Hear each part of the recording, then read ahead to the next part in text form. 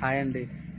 ఈరోజు నేను నైట్ ఎందుకు వీడియో చేసిన ప్రత్యేకంగా అంటే చాలా సంతోషంగా ఉంది. దేనికోసం అంటే బిగ్ బాస్ ఈ సీజను ప్రతి ఎపిసోడ్ చూశాను రైతు బిడ్డ కోసం. సో రైతు బిడ్డ ఫైనల్గా కప్పు గెలిచాడు. At the same time Shivanna కూడా గెలిచినట్టే.